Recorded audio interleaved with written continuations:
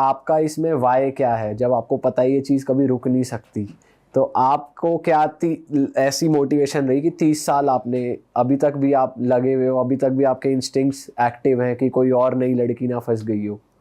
देखिए, मैं अगर ये कहूँ कि मैं कोई बहुत समाज सेवा के उद्देश्य से वहाँ गई या मैं समाज सेवा करना चाहती हूँ या अब भी, तो ऐसा कुछ नहीं था।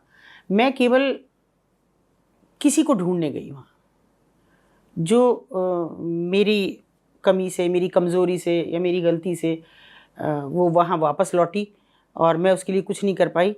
तो मैं बरसों तक उसका इंतज़ार किया। जो फाँस थी दिल में, वो ऐसी गड़ गई छोटेपन में। तो बहुत अर्ली एज में मेरी शादी हुई और बच्चा हुआ, तो मतलब मैं उसको शायद कर ही नहीं पाई।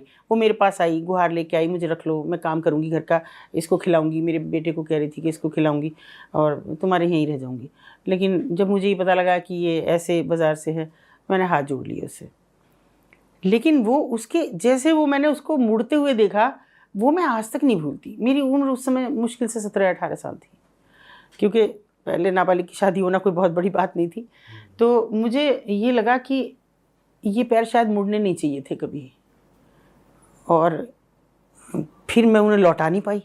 हिम्मत नहीं हुई, क्योंकि एक बड़ी फैमिली थी, सास-ससुर थे, देवर थे, नंदें थीं, तो मतलब एक बड़ी फैमिली में थी और बड़ी बहू थी घर की, तो ये शायद नहीं कर पा रही थी। आज से 30 साल पहले का समाज कुछ और था।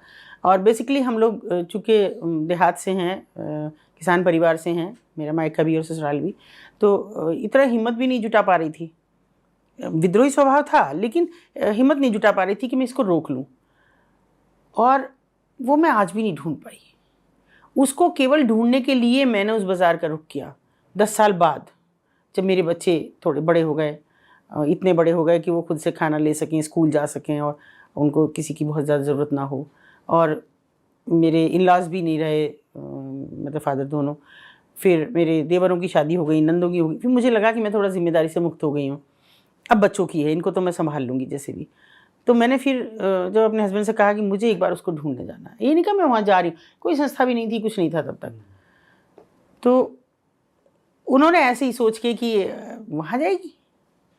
अरे कहाँ वहाँ चक्कर में पड़ रही हो, वहाँ जाओगी और वहाँ कौन चढ़ने दे रहा अभी तुम्हें? मैंने कहा अब सोचो, आज भी कस्बाई मानसिकता का शहर है मेरठ, लेकिन 20-30 साल पहले तो और भी ज़्यादा था, और लोग एक दूसरे को बाय फेस जानते थे। कौन किसका बच्चा है, किसका नहीं है, कौन किसकी बहू है, ये सब जानते थे। तो उन्होंने यूँ ही ऐसी रूटीन में कह दिया, अच्छा जहाँ तुम्हें जाना हो ढूँढ लो, मिल जाए तो ढूँढ लो। मैंने कहा फिर मैं रखूँगी घर पे? बोले हाँ रख लेना जाओ। ऐसे ही मुझे फॉर फन उन्होंने कह दिया।